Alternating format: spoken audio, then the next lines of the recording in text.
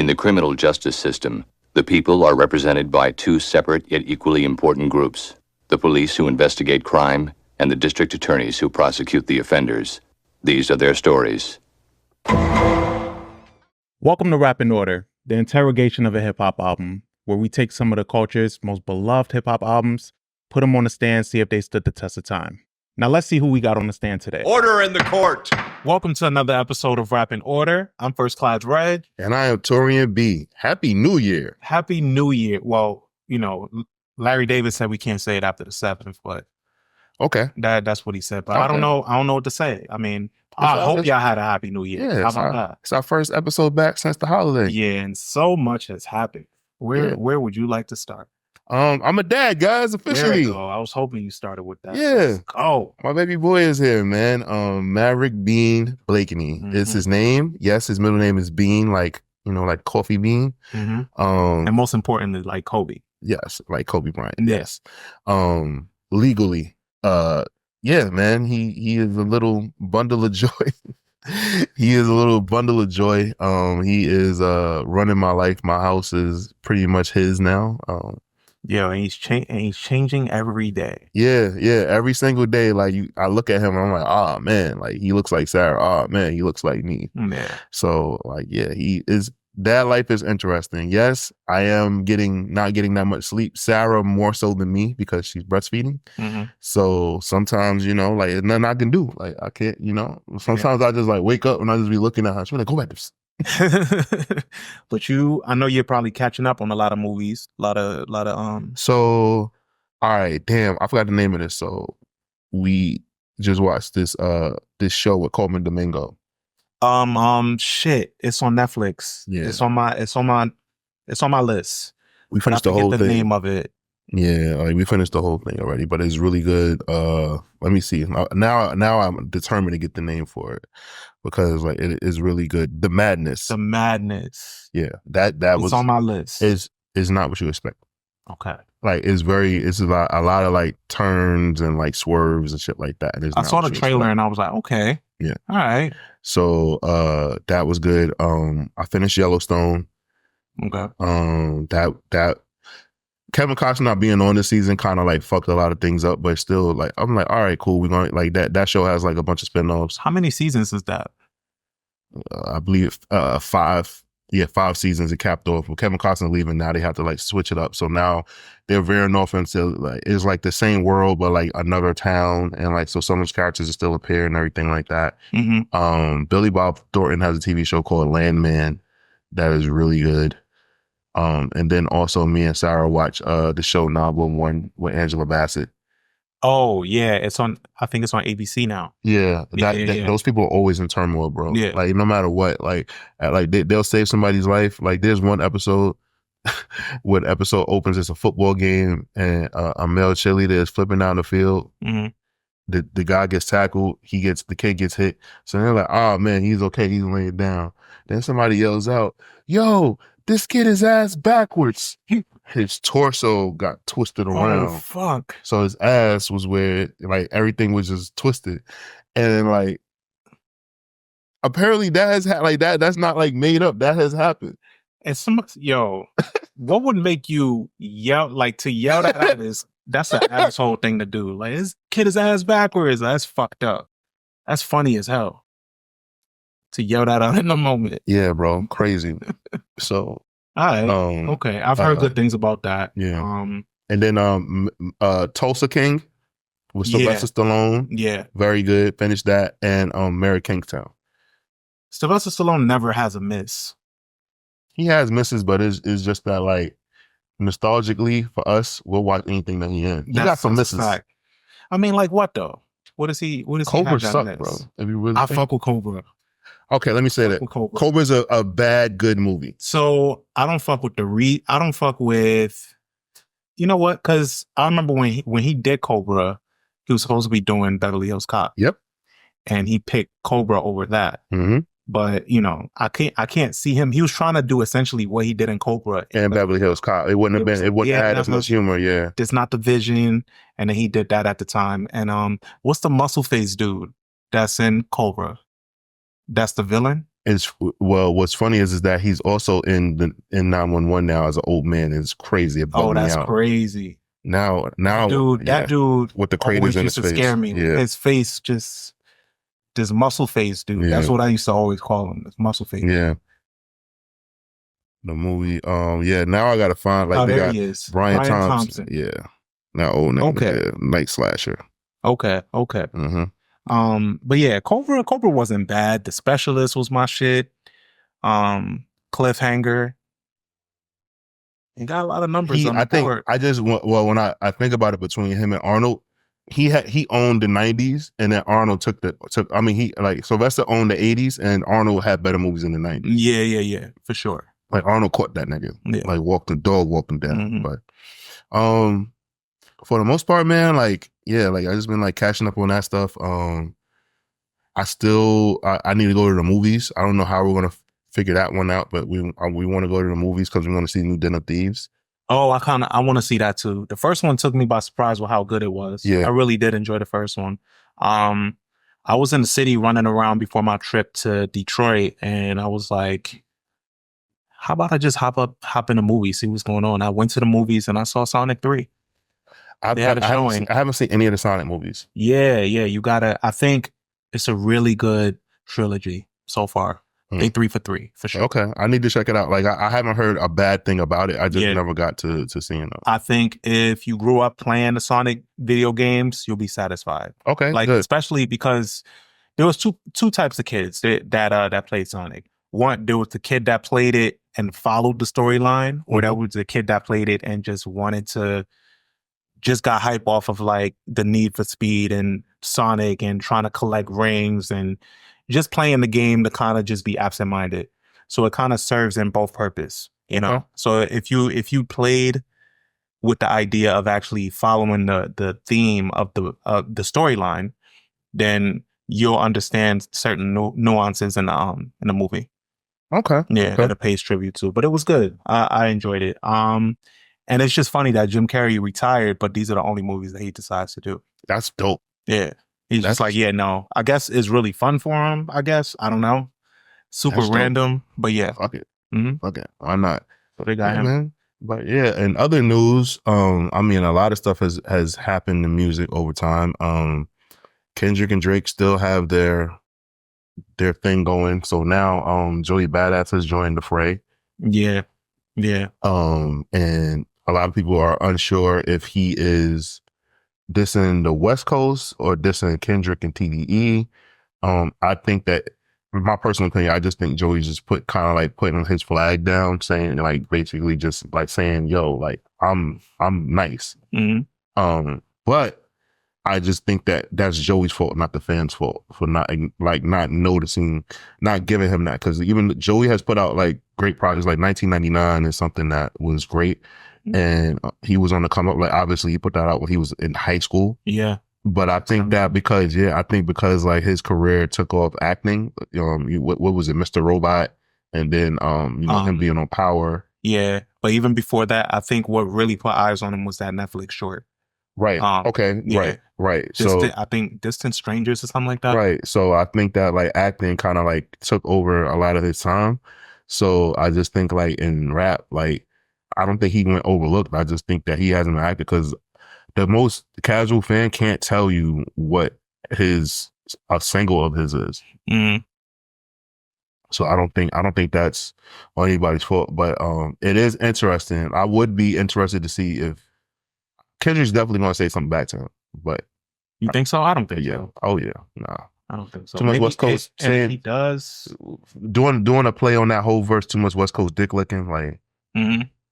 So I'm going to get set. Ray Vaughn already responded from TDE. Yeah, and the thing with that is the Ray Vaughn thing was cool. It was good, but he's trying to make it more of a moment than what it was. Because Joey Badass, like him saying like too much West Coast dick licking, he kind of like moved on from that when you really listen to the song. You know, he has one Kendrick reference in there where he says just that boom bop thing, like that. He says that whole scheme that Kendrick used. But I don't think he really stays on the Kendrick topic for long. I think it was just something to grab attention, which he did. But then it was to also just remind niggas like, yo, I really rap too. you know. Oh, okay.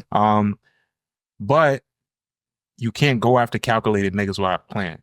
So if he's going after him, I hope there's not all that we hear from him. He got to keep going. He got to say something else. We'll see. I mean, he like you remember like days before that, like we saw a video of him having a fight. Oh yeah, and held his own in the fight. Yeah, held his own. Like you definitely tell Joey Badass has had a few fights, right? Mm-hmm. So you have that. Then you have the whole Cameron, Jim Jones, and Mace and 50 Cent kind of discourse. Yeah. By the time, and I'm pretty sure we're recording on Sunday. Tomorrow's Monday. Cam and Mace will be back. I'm pretty sure we'll get some kind of response. Or they're gonna have some smoke for Elliot. They're gonna have some smoke for a lot of people. Which is another topic I wanted to touch on a little bit. So I heard what Elliot said when he went to Rory and Maul's podcast. Elliot Wilson. It didn't make sense. Yeah, you don't think so? They're a sports show. Yeah, but his whole point was they're a sports show and they're supposed to be journalists. So Elliot's saying, like, what makes him a credible journalist? He was literally on Rory and Maul show. What makes Rory and Maul a credible journalist? Right. Credible journalist. Yeah. Most people in those spaces, like Elliot probably has talked shit about, I can confidently say Elliot has probably talked shit about Rory and Maul. He's definitely talked shit about Joe Budden, but it's like he has to respect Joe Budden. Mm-hmm. I just think like Elliot is just pissed off because like that's kind of his MO. Like he had a monopoly on interviewing artists. And I think a lot of people just didn't like the politics of going through him or him being like the person that they had to talk to. And like now that there's other outlets, he doesn't like it because he's not the main source that people go to for that. No pun intended, main source. Okay. Mm-hmm. But it things change, and I think here's the difference. And I really genuinely thought about this. Most former entertainers or rappers, they have a fan base already. So Nori, Gillian Wallow, Cam and Mace, Joe Budden, like they have fans. So their fans are going to like invest into whatever they're doing. Yeah. Like, if Nori really did his Anthony Bourdain shit on the Run Eating, like that show he's supposed to do a Complex, people would have watched his show with him eating around the world. Like, I believe Nori filmed the first season, but they scrapped it. I was very invested in seeing him eat in different places, like Anthony Bourdain. But I don't know what happened, but so I was understanding where he was coming from. It doesn't mean that I agree with it. Like I just understood it, but then it was like, my whole take on that whole thing, and it's always been every art form, everybody true to an art form gets challenged in some way, right? So I think we had a conversation like this before in a different way, but I was saying basically like, you can look at photographers, like you could ask a photographer how they probably felt about Instagram and how all of these things got normalized when they did. It probably was a challenge for them because it normalized photography in a way that had never been done before, where everybody feels like they're a photographer. And there's people that are being hired to be photographers that just have their iPhone off of iPhone photography, True. And it's like, now that's more normalized. So for photographers, they had to think and reinvent the wheel and think about a different way that gets them out of this box. And you look at journalism, it's the same thing. It's being normalized for people to just ask a bunch of quick hit questions and not actually do research like how a traditional journalist would do. I think we just see it in multiple ways. Like music, the way people make music now is different, everything. And I think Elliot just doesn't like the art form being challenged instead of just turning and keep going with it. And I don't know if he wants to be a heel right now or if he's just playing that role. I don't know. It just doesn't That's look Elliot. That's Elliot's role. I think Elliot, and then I think because, in hip hop, it's hard, as much as people try to gatekeep, it's hard to gatekeep in hip hop because like there's so many ways like around it. So many people get let in. There's so many things that happen. And I think, Elliot like sees like his other peers that are writers in other genres of music.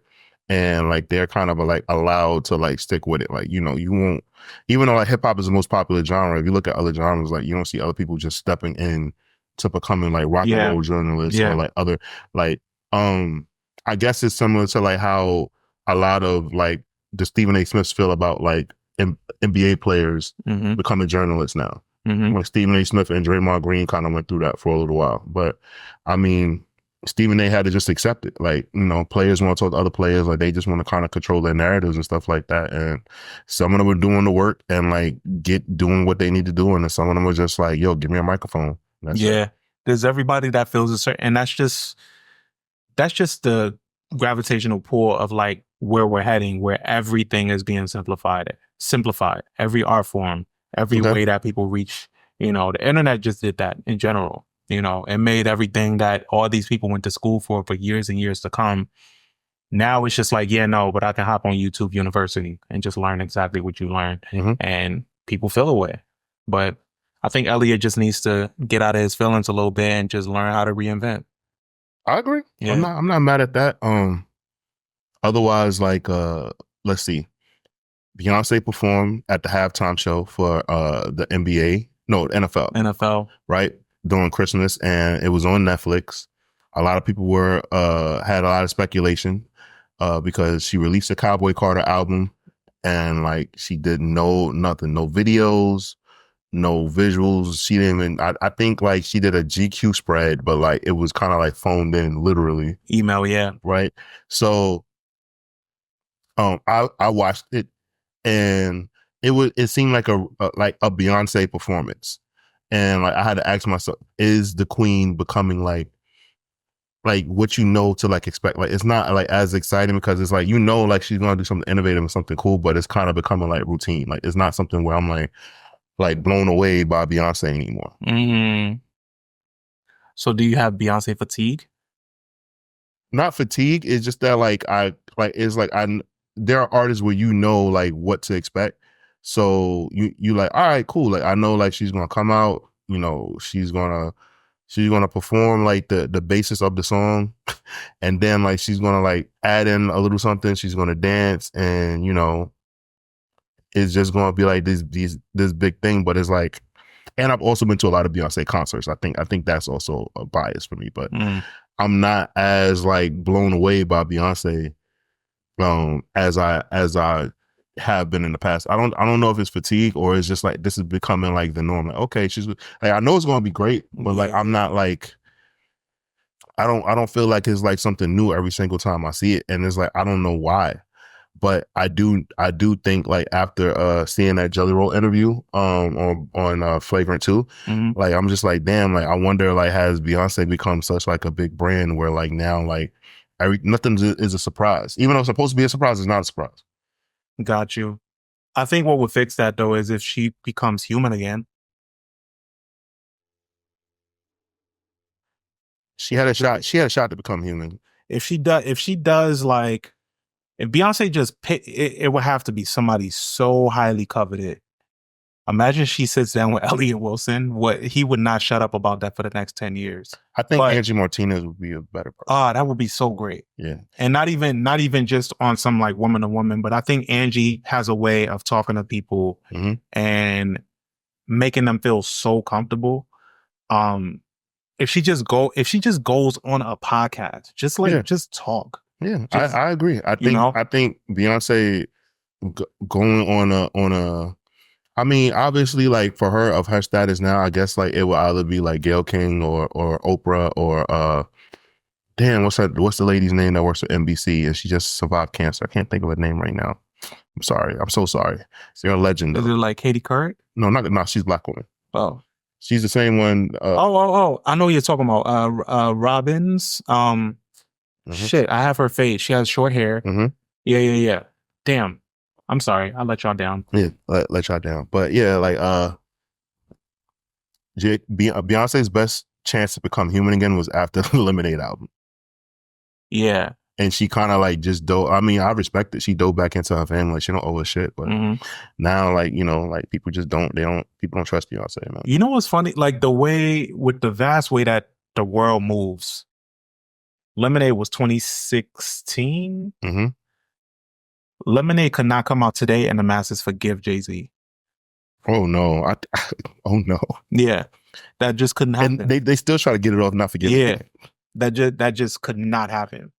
But back then, I remember Lemonade coming out and people being like, all right, girl, like, do I break up with my man too? Like, what am I doing? Tell me what to do. That's what people were saying online. It's funny because the HBO movie came. Yeah, when I met Sarah, she had stopped being a Beyonce fan because of the Lemonade album. I'm so glad that I was able to get her to a point where like she understood it. Yeah, but she was not happy with that turnout that Beyonce chose to do. Last thing on a Beyonce topic. So we're a couple days shy away from the 14th, which is her big announcement. What do you think it's going to be? World tour. You think so? Well, there's US tour, then world tour. There's like conspiracy theories and stuff, and people have broken this shit down. I think tour too, but I think somebody said something like it can be a partnership with somebody because they zoomed in on when she waves the flag in the promo, and they noticed that the flag is waving under something. There's like a blacked out title of some sort there. So there's like some type of partnership. Oh yeah, definitely. And some people are like, "Oh, this is signifying the end of the Cowboy Carter era because she puts the flag down and we put the American flag down. That means that you're waving the end of something." People really, really digging. I hope we get like the funk rock and roll album. Well, I think that era is next. I just don't know when. Right. I do think that's next. That'd be fly. Mm-hmm. That'd be fly. And then it's like, all right, well, how much you gonna do until you Bruno Mars? Because Bruno Mars be doing the same shit. He just digs into different eras. I mean, I think after the third act, like we ain't gonna see her for a long time. I think I'm cool with that. I'm cool with it too. I'm cool with that. Go until your Diana Ross era. You just come out of war shows and just look fabulous. Yeah, I love Beyonce, but I just think that her level of excellence is so top tier. I don't want her amazing performances to just be diluted to people and just be like, well, yeah, it's just Beyonce. And it's like, yeah, nah, but this is amazing. Yeah, that's where I'm at. Yeah, because I watched the Netflix performance in real time. Then I was at, and then when they put it on as a separate special, I watched that and I was like, oh my God, this shit is incredible. Like, this is really good. Like, granted, I'm not the biggest fan of Cowboy Carter, but that's what level of performer she is. Whereas, like, you don't care about the music, you just want to see. You just want to see the spectacle, yeah. Want to see her perform, and she gives it everything. It's a lot, bro. I'm cool with it. Yeah. So, I mean, we shall see. All right, and speaking of Beyonce, that can take us right into today's album. Like that transition. Mm-hmm. So, today's album. What can I say about this legend? Other than, been in the game since 96, heralded as one of the greatest MCs of all time, arguably so. And this album that we're doing today is his 13th. It was released in 2017. The album arrived after a 4-year hiatus and was just 2 weeks after his induction in the Songwriters Hall of Fame. And of course, ladies and gentlemen, I'm talking about Jay-Z. And we're talking about Sean Corey Carter and his album 444 is what we're getting into today, which was produced entirely by No ID. This album came on the heels of some very subtle promo, right? Like, I remember the billboards in the city that didn't really say much. Like, it kind of had like this neutral type color to it. And that burnt orange. Yeah, and it just said 444. That was like popping up everywhere with no name attached. And then closer to the release date, it started saying it's his 13th album, And I'm like, oh shit, Hov is dropping. Then we had a date. And then it came out. And I remember listening to it for the first time, like in real time. I think we were like texting in real time when this was coming out. Yeah. It's like, holy shit. All right, let's dig into this. And this was coming off, obviously, the elevator incident. So we wanted to know what Jay-Z would say. This was after Lemonade. He was in an interesting place. He was in a place where he was forced to be vulnerable, right? Yep. So he got in his bag. What do you remember about this time? I remember I I was very like invested because like it was just like, yo, did he cheat? Like, who's Becky with the good hair? Like, it was like very salacious, like trying to find out like what he was going with. And then remember, like he had like these amazing like short films that he shot for like each video. Shout out to Shaka Pilgrim because she was the person who headed up a lot of that, right? And like it was just all of these like short films that like you saw. And like I remember my favorite one was for the La La Land video. That was when basically they did Black Friends. And like everybody was like, yo, I would love to see this whole cast, as Black Friends. Carmichael, Issa Rae, Tiffany Haddish, Lakeith Stanfield, right? So like, yeah, it was a dope ensemble, right? And then I believe for Family Feud, if I'm not mistaken, Michael B. Jordan was in right? And Trevante, Trevante Rhodes, and Trevante Rhodes. So and Tandy Newton, like so there were some cool ones, and then like we saw like these like behind the scenes like conversations. And like it was one where like I think Jay had like Will Smith there, and like it was all like Jay's people. Oh yeah. And damn, I forgot what the conversation was about. And like how Will Smith like kind of like expresses himself, but like they were just talking about like scandals that they've had and stuff like that, and things like they had to do to like become men. And then like it was one of the first times that like if you're a Jay-Z fan, Tata, and like you were like hearing like Tata pretty much talk about like being a family man, and like you saw Chris Paul like was just there, like and you're finding out like like Jay-Z just hangs out with Chris Paul, like you're learning that like Jay-Z's like friends with like a lot of like other celebrities that you wouldn't think of, and like seeing these conversations and recordings. Jesse Williams, like that's who like had like a really like in-depth interview because he was going through a huge divorce and custody battle with his daughters, and like how pretty much his wife he was expressing how his ex-wife like doesn't trust him to be alone with his own daughters. And it was just like insightful to just see men having conversations and like from their perspective. Usually men don't talk about their feelings and things like that. Like the build up to this album actually was like a bigger deal to me than when we got the album. Obviously I got the album and I enjoyed it and I loved it, but there was so much that went into seeing this. Like I remember like there was a shot of Mahershala Ali like boxing. Yeah. And I was like, what is this for? Like, you know what I'm saying? And I feel like there's so much stuff that was left on the cutting room floor that they filmed and that they did. Oh, for sure. And I'm just like, damn, man, like I would love to just like somehow Jay just like let the archives go and just like let all of that shit out. I think everything about this album with the way that it was released, everything was super subtle because the message itself was already powerful, right? And it was all on the back of him coming off of this scandal, and us seeing Jay-Z look the most vulnerable that he's ever looked, right? So I think with the promo, all of it was super short, super dark, super monotone. The production of it is stripped down. The bass lines is just not as much. They're not too crazy. It's all about hearing his voice and hearing the messaging. As I was digging into it, because I'm like, okay. Because at first I had like my gripes with the album because the music I just felt like wasn't turned up enough.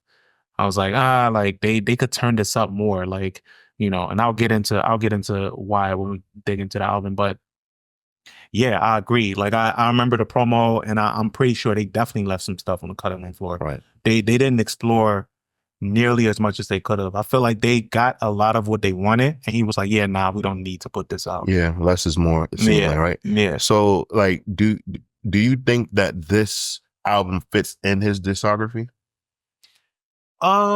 It comes at a weird time, but it fits. I think it rounds out his discography in a way that I don't think if he ever makes another album again, this will be fine. I can agree with that. I think that this was like a turning point. Yeah. Like, especially like, okay, like the first song, Kill Jay-Z. I think that like he really had to like let go of the persona that he created in the 90s, because like he was like, I'm a family man. Like I don't want to lose my family. Like, and like a lot of things that I think he was doing was to like keep up for the public eye. Mm-hmm. And I think that he had a realization that like there's so many other things that are more important than being Jay-Z, Iceberg Slim, you know what I'm saying? Jigga Man. And I think that like he realized like I'm still the man. I'm still Jay-Z. I don't have to have this persona and, you know, affect my family, my children, because of my kids, like they don't give a damn. I'm just my kids. Yeah. I think, and I agree. I think this is something that when we talked about this before, like in 2012, Nas released Life is Good. And what he was trying to do with that album was basically what Jay-Z did. This is Jay-Z's version of that. But like Life is Good explored, you know, Nas's heartache and pain with coming off of the hills of his divorce from Khalees. And, you know, this one isn't necessarily a divorce album, but this is like a vulnerable moment in the same sense where there's heartache, you know, and there's pain here. So I think what Jay-Z did, he was probably inspired by some of that. It's hard. It'd be impossible for him to say like, I heard that album and I wasn't inspired in some way, I think. Of course. And I think also like, there are like other, like definitely Nas Life is Good. Like I remember before, like I wasn't on board with that, but like, I mean, come on, like it's obvious. I think that, there was a Lenny Kravitz project because he went through a breakup as well. I forgot the name of the project, but I think that also kind of like inspired Jay, like with me, like diving into it, like, and like learning how close him and Lenny Kravitz are and like how close he is with Denzel Washington. Like they're like really good friends, which is fucking like, it's cool as hell, but it's like, damn, you wouldn't think that these guys would be so cool on that level. But like, you know, when you get older, you find yourself being friends with people that when you were younger, you probably wouldn't have, been seen that much with. But as you get older, like, you know, certain things just, you like, hey, I got a wife, I got kids, like, you know, they all have at least daughters at that time. Like, so it just makes sense or whatever like that. They're from New York City. Lived in New York. Lenny's from LA, but like they all like, you know, lived in New York City during a specific time. So they kind of had things to like, you know, and they're fucking millionaires. Yeah. So like, you know, like I think like that was pretty interesting to like see. And like, with Jay-Z, you know, also like, yes, he was talking about like his infidelity and everything like that, but also on this album, he talked about generational wealth. Yeah. Building like money, like building like a legacy. And remember, like there were so many people that were like upset because like he was talking about the money phone, holding the money phone up to the air, and like rappers was like, fuck it, like I like doing that. Like, you know, and it was just like, it was going over their heads what Jay-Z was trying to express. He was just like, yo, like, you know how many rappers go broke? Like, I'm not hating on you. I'm just telling you, like, yeah, I'm the reason why you do it. Yeah. Like, so I'm telling you that, like, I've seen my peers that were way more successful than me, like, die broke. Yeah, like, and not even, not have that money. Right. You know, and like, I think that like for some artists, like they just felt threatened by it because, you know, some dudes, like they just have the mentality that they have and that's not going to change. And I think that he was trying to really like push forward, like, hey, like, you know, like there's a bunch of secrets out here and they're not letting us know. And I'm telling you, like, these are things that we can do. Just like, you know, story of OJ, like, you know, he had the controversial line saying like he could have bought a condo for a certain amount in Dumbo and then he did it and now it's selling for like millions in Dumbo. Yeah. I think, and I think when Jay-Z, especially the later half of his career, when he quote unquote disses somebody, it's just for the overall message and not the slight. Not to slight them, it's for the overall, like when he said in the future, other niggas playing football with your son, it's a great flip, right? Because it's just like, it's a reality check for him. Because it's like, yo, let me get my shit together. This what Future got going on. No offense to that. I mean, if he cool with that, he cool with that, but that's not what I want for myself. Yeah, I don't want to see my son. I don't want to see my son playing with somebody else because I didn't step up and do what I had to do. Tom Brady would definitely slide in. That's a fact. So I think, and it's like, hey, nigga, Future, if you cool Russell Wilson carrying on with your kid with Future Jr. like this, I mean, so be it. That's on you, but that's not what I want for myself. Yeah. And he's just using that to drive his message. It's not about, and it's just a cool bar. Yeah. He got that shit off. It was a cool bar. Also, you know, he helped, like he allowed his mom to like come out of the closet. Yeah. Yeah. And like she was able to like kind of like be herself and like Jay like talk about that. And that was like interesting because you would think that somebody as private as Jay-Z kind of like wouldn't, but I guess it was important because like, you know, he was happy that his mother was in love. Like, cause ideally, like I would think like after like his mom and dad broke up, like he probably didn't see his mother like in relationships too much. Yeah. Yeah. So I think that like, you know, it was just something that he was just really happy about. And then him being the youngest, he probably got to see his mother and father together the least of all of the siblings. So, you know, find out that his mother's in love probably just made him like so happy that he just wanted to share with everybody. Like, especially, because I want to say he found out, like he didn't always, it wasn't like a known thing for years prior to this, was it?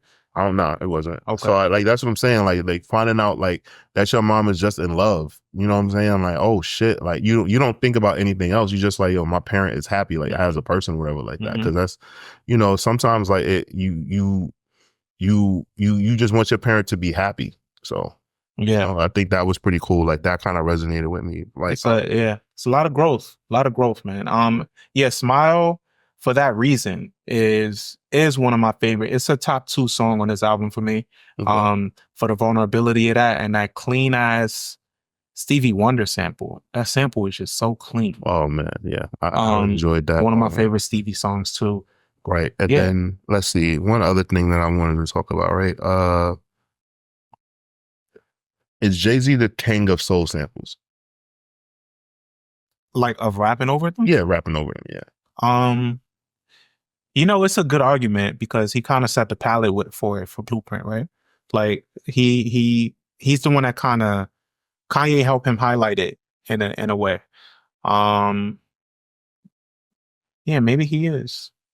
Never thought about it before. Yeah, I just think that like his choices, like there's some rappers that do it, but like that's kind of like Jay-Z's, like, you know, that's in his wheelhouse, like getting a soul sample and like really like getting the best out of it and like making something of it. Like I really feel like and maybe this is just me being biased, I feel like Fabulous had a really good shot at it, but like I don't know why he could never stay on fucking playing with the soul tapes. Yeah. Doing that. I feel like he really could have tapped into that. And it's like their mixtape. So it's not like you need sample clones since they were mixtapes. They were free. But like it would seem like he would do like 1 or 2 and then like then he would just like go into like original production or like other people's beats. And it's like, I'm like, these aren't all soul beats. And maybe I just was like holding on to that, but like that's what I really wanted to see Fab lean into. Who else can you think about though in that? I'm trying to think of somebody else that like really does rapping over soul samples justice. That does rapping. I mean, well, Kanye, but Kanye isn't a better rapper than Jay-Z. But like Kanye, Freddie Gibbs. I'm trying to think of like some other artists and why is it not like coming to me like immediately? And it's kind of Ghostface Killer. Yeah. Ghostface for sure. Ghostface Killer like does really good like picking, like he's because he had such a love for that era, like he definitely like he really really loves like the Motown era. So like he does really good with like soul samples and stuff like that. Like I if I'm not mistaken, there are certain songs that were supposed to be for him that were on Blueprint that went to Jay. Okay. I think it was Girls. Ghostface Killer was supposed to get from Just Blaze and Jay took it. But like I think Ghostface is probably like probably has like a very good argument for like the way that he approaches soul sampling. Agreed. Okay. I'll think about that some more. Yeah, it's a good one, I think right? that's some good ones. Let's see here. Caught Their Eyes. Is this the last Frank Ocean feature? I feel like he's been on Tyler projects. Yeah, background type stuff, but I'm talking about full on featuring Frank Ocean. Feels like it. Yeah. Feels like it. Seems like it. Yeah, maybe. But anyway, this was good. I think I like the messaging of the second verse where he said he sat down with Prince eye to eye and Prince actually told him like, yo, this is what I want and this is what I don't want. Which I'm assuming he sat down with Prince because they were trying to see what to do with his stuff. With his vault and Paisley Park. Yeah. That was really disappointing because that means that like his estate didn't follow his wishes, if I'm not mistaken, right? Yeah. Or they were saying that like he was speaking to Jay-Z under duress or something like that, like where like he wasn't in his, because they were saying like, well, Prince was on medicine and medication and whatever. But if that's what he said he wanted, and like Jay-Z was getting the permission to do it, I don't see what the big deal is, especially like as meticulous as Prince was with his music and ownership of his music. It's kind of disappointing that that wasn't the case, and Prince wasn't very trusting. Like at all. So it's very like, so it's very like odd to me that his estate didn't kind of roll with it or allow that. And shit happens, but that was very like odd to me. All right, let's stay on Caught Their Eyes, right? Like, because that song, like it details like loyalty and betrayal, and like just talking about that. And I think like that's kind of like now, like if you look at Jay-Z's circle and everything like that, it's kind of funny to me because a lot of people say like Jay-Z has changed so much, but like the narratives of his albums have always been the same. Him talking about like his friends, him and his circle. His circle might look a little different from when we got introduced to him in Reasonable Doubt, right? Yeah. But that's kind of the theme of all of his albums. And also, some people might say I'm reaching, but like he's always talked about financial literacy to some extent. Now is more mature. It's more mature. There's more money. Right. There's more money, right? So he's kind of always like talked about those topics. And then as like basically he was more misogynistic earlier on, but now like, he's a married man, he's a father. Like he's more of a family man. So now like the misogyny is kind of like gone, and that's what Kill Jay-Z was for. And now he is more of just talking about like, yo, being a man is like coming home every night to your family, being to your kids, like doing things with your children and shit like that. Like,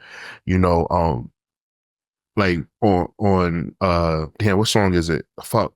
Where he keeps saying like he was feeding his kids liquid gold.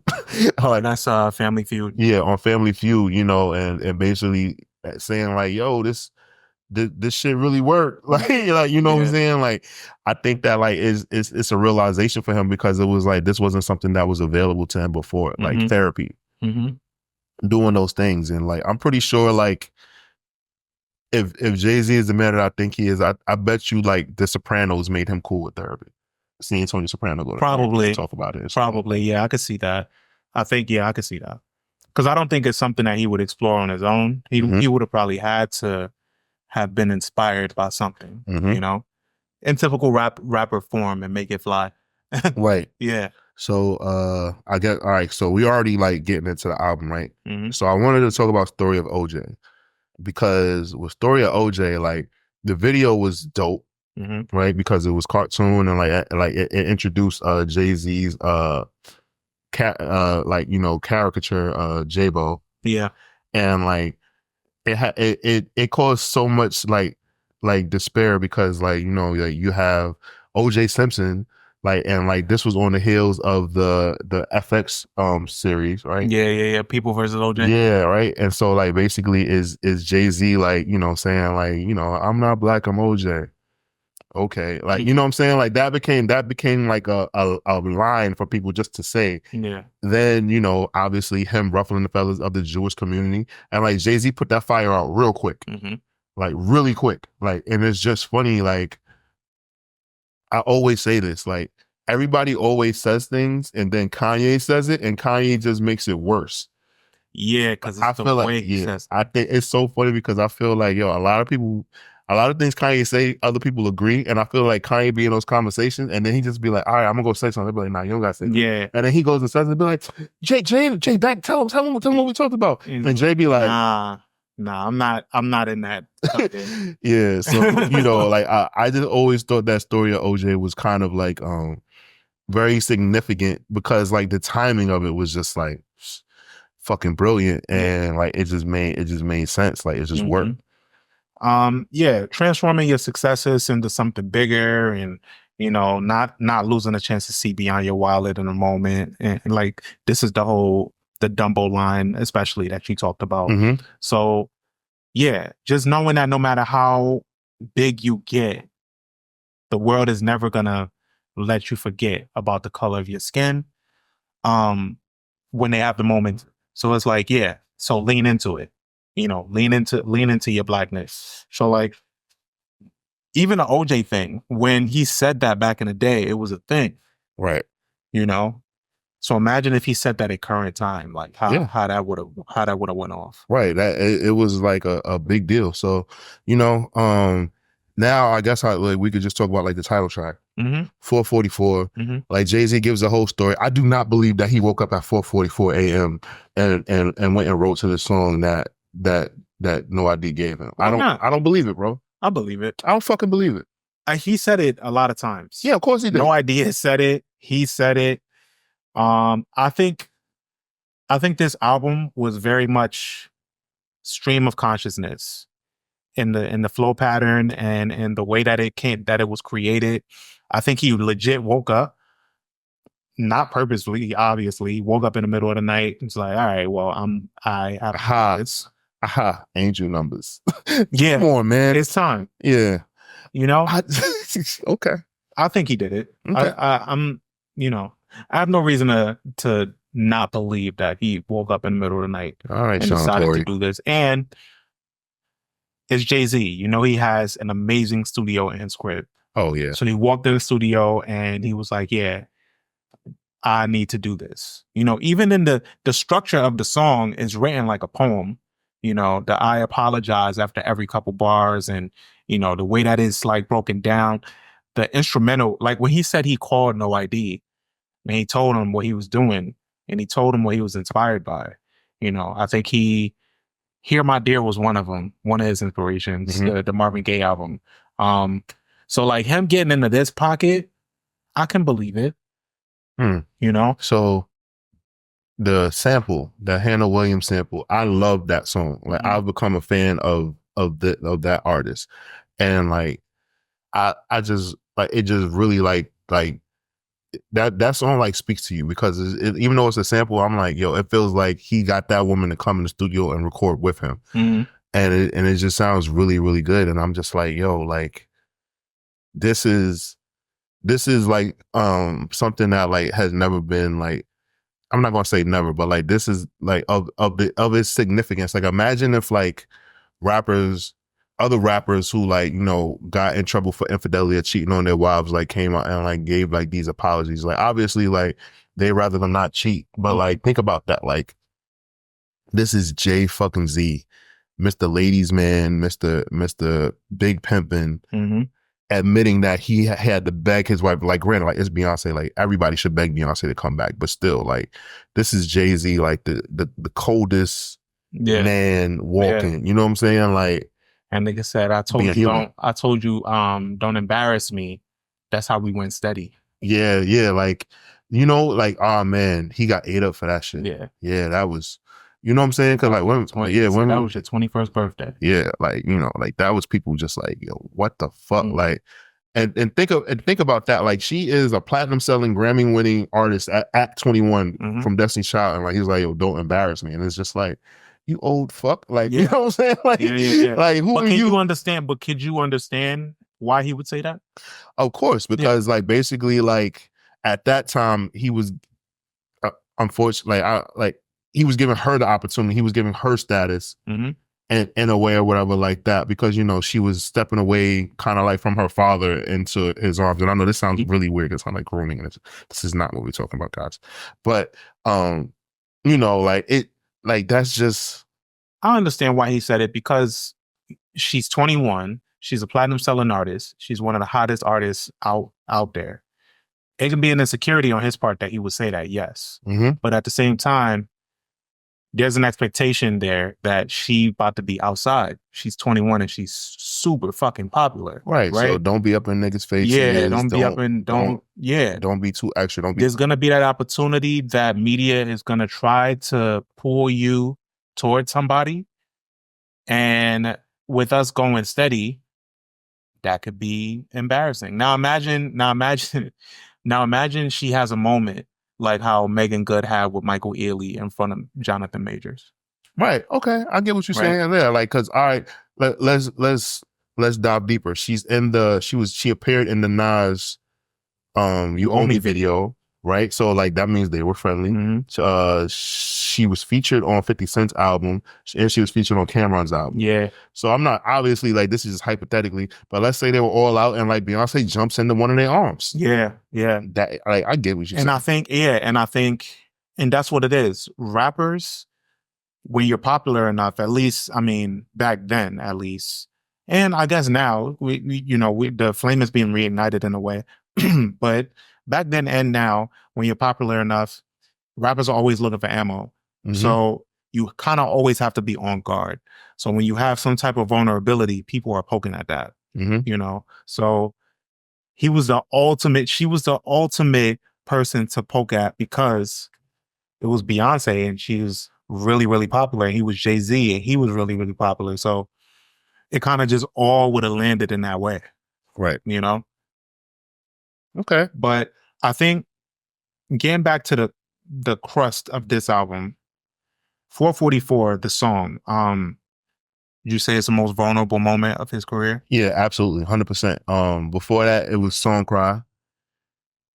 Yeah. And then before that, Lucky it was Lucky Me. Yeah, Lucky Me and Song Cry were probably like his most like honest, like vulnerable songs.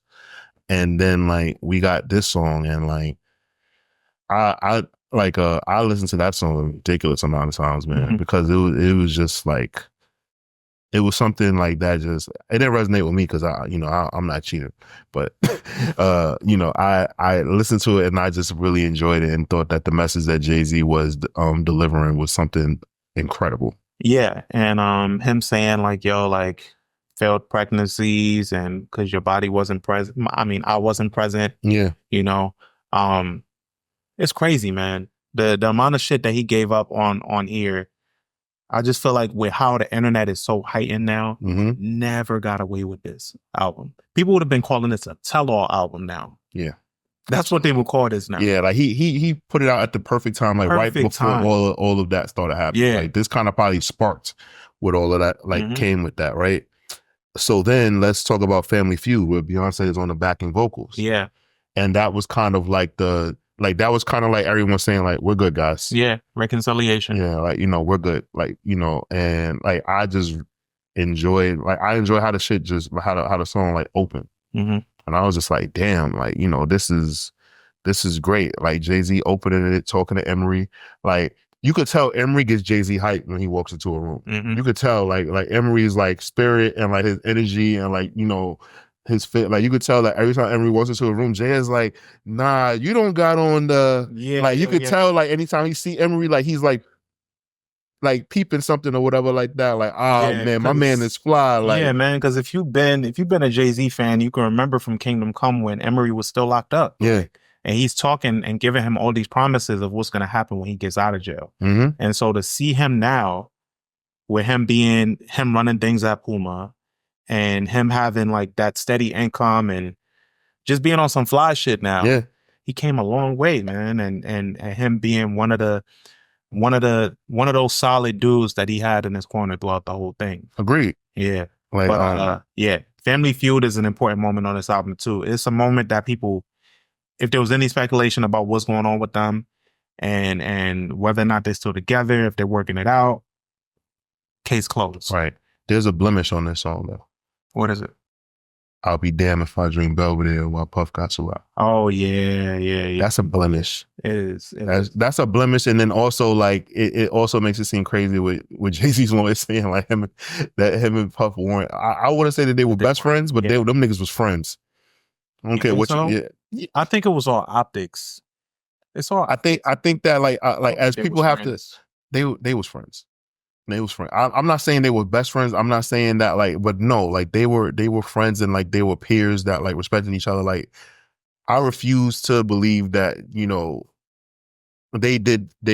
they spent time together. I don't think that like they were friends like Jay and Tata are friends. So it's just like defining like what do you call somebody? Like I wouldn't say that he was just a fucking colleague to Jay. Yeah. I think that Jay considered Puff a friend. But I don't think that Jay was involved with a lot of shit that Puff did. I think he was aware of what. I think that Jay-Z was aware of Puff's lifestyle, and I wasn't for Jay. So Jay just let his friend be his friend.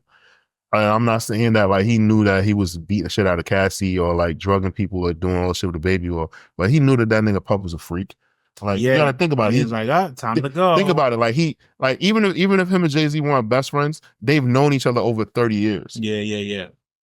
Like I don't care how much you don't want to know about a person. You know somebody for 30 years, you're gonna learn things about that person. Like it just happens. Like it just in conversation and like seeing things like gossip.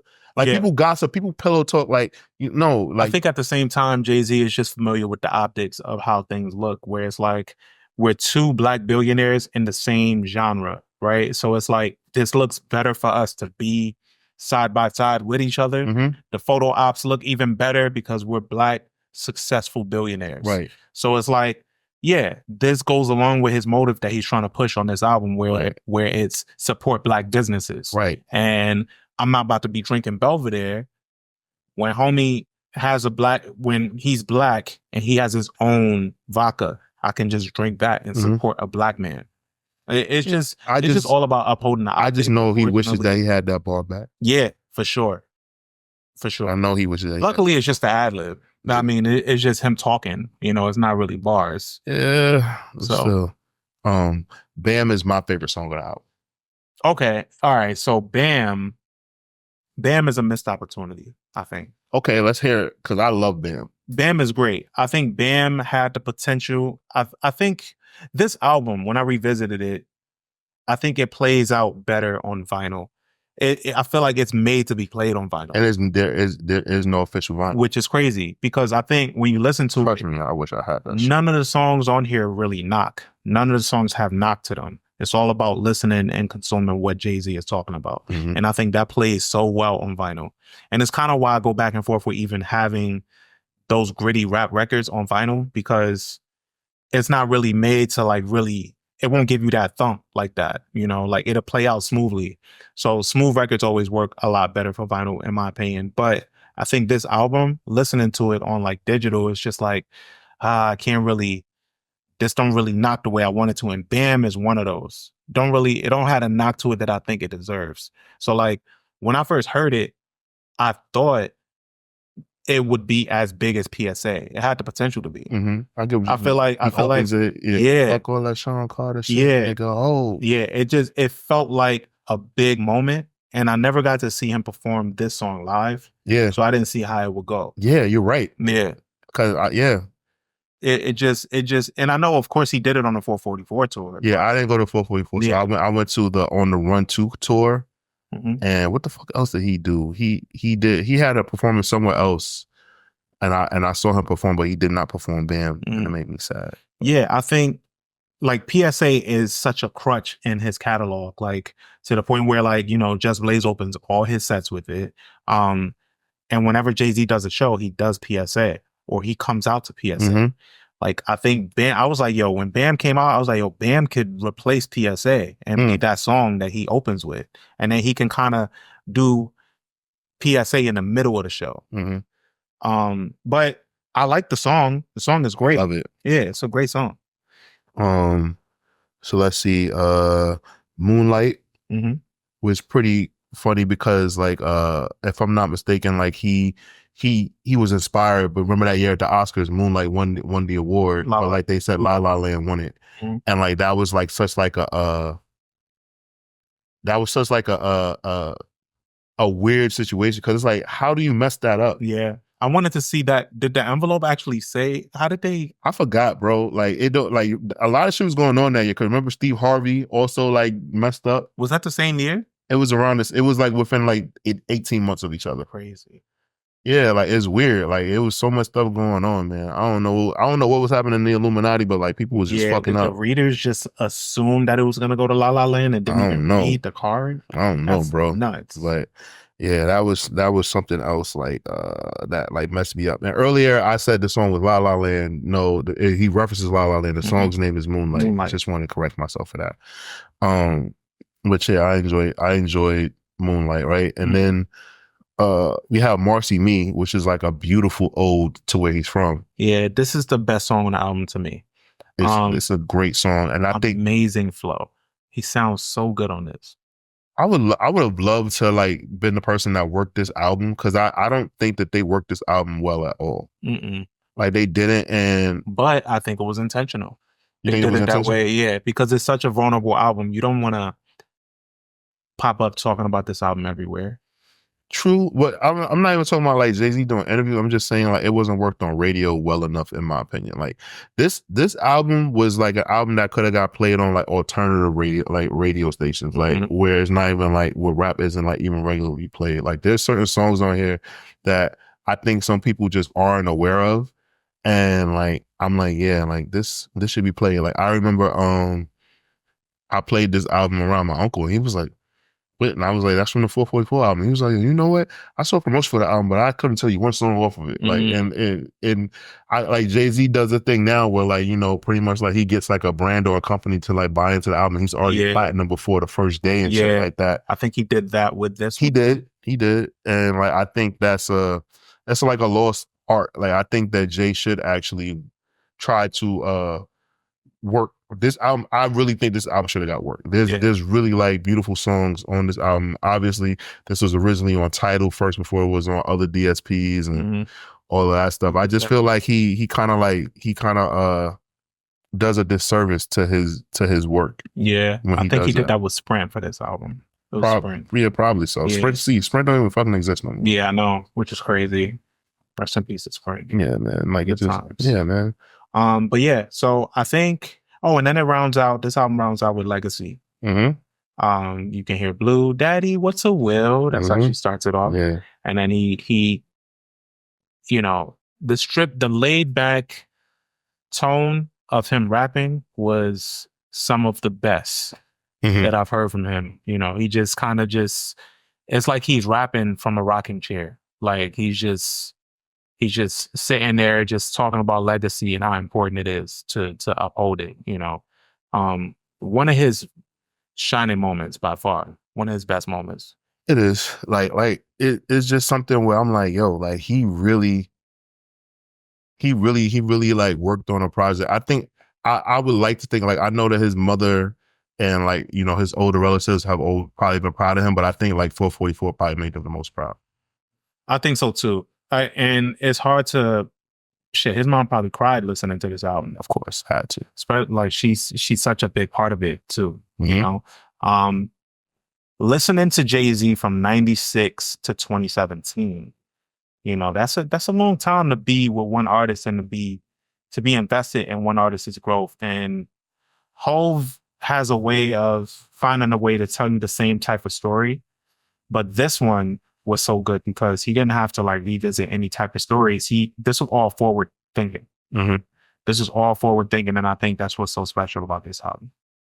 Agreed. Like Jay really hit his stride with this project, and that's why like I'm kind of hoping that we get a new project. I think after Beyonce finishes up like whatever run she's going on, I think that we'll get a new Jay-Z project. I feel like he probably has like albums just like sitting. I do think that he regularly records, but I would really like to like hear what Jay-Z has to say like now, you know, and he has a lot of material now. Of course, yeah. A lot to talk about, yeah. So, you know, we'll see. I feel like Jay-Z's next record is probably gonna be very political. Maybe.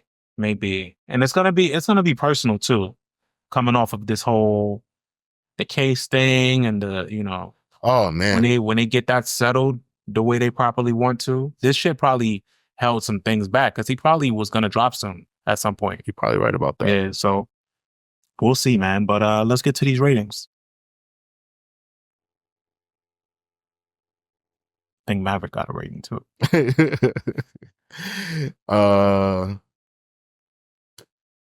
This is one of those unique ratings for me, right? Because I don't really have that much to say, like beef with the album. But I'll just like this album for me from Jay-Z is a 4.5.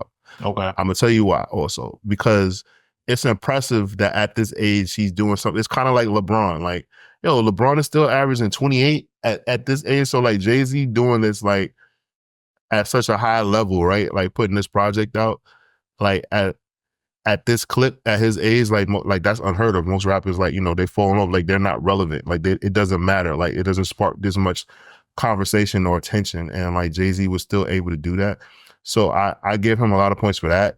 The lyricism, he's still sharp. You know, the production, No ID did a great job. And this album was about the lyricism. So that, like, you know, like No ID like scaled back, you know, the music so that Jay-Z's lyrics can stand out and shine. And I thought that was just very important. So, you know, that's why I give it a 4.5 out of 5. I want to allow myself, if I say it's a classic, then I have to like probably have another conversation about other songs, albums in the discography, and I don't want to do that. So for this album, it's as damn near close to a classic as possible. Okay. I can agree with that. I think it's a 4. Yeah, I think it's a 4.5 as well. I think with this album, like I said, one of the main things that stood out to me on the re-listen was how forward thinking it was. I think Jay-Z is so good at rehashing his older stories, and making it new because he's such a good, like, quote unquote writer. But, you know, I think the faults on this album are not necessarily on him. You know, I just wanted the production to be lifted more, and that was intentional, you know, so I can't even be mad about it for that. And this was like the best way to address the elephant in the room for him. To talk about what we already were speculating. So he was like, all right, well, let me lean into this. Niggas is nosy anyway. Let me lean into this. Let them know my business a little bit. Let me get into this. So, and I think this was such a good moment for him to shine and for him to be so intentional and kill the moniker of Jay-Z and lean into something else and kind of create a new arc for himself. So, you know, it begs the question of what will be next, right? Because where does he go from here artistically? You know, he could tap into some tabloid fodder. When does he not? How does he stay inspired over the years when you're, you know, you have a successful, world-renowned entertainer as your wife? You know, you have 3 kids. One is in the entertainment business now. What do you talk about? What do you even, does this shit even pull at you even more anymore? Like, I would love to hear like his point of view, his perspective, even just an interview, something, like just to hear where he's at, you know? Yeah, man. I wish Elliott Wilson didn't chop up that interview the way that he did. There was a lot of stuff left on the cutting room floor. Elliott Oh, the said. 444 one? Yeah. Yeah, man. But even still, that was in 2018. So we're about due for something else. Oh yeah, we're due. I know Jay's gonna very much like control what he says. And Oh how he yeah, for says sure. And what they ask him, and I think that's another thing too. Like, a lot of these places aren't willing to cut out the questions that they want to ask. You know, so. But yeah, that's our rating. I think if you guys haven't listened to 444 in a while, but you know, if you follow us, there's at some point a chance that you may have listened to 444. I just challenge you to give it a re-listen, see how you feel about it in current time, especially with everything going on in his life. And let us know what you think. I'm First Class Regg. And I'm Taurian B. And we're out of here. We'll catch you next time. Dun dun.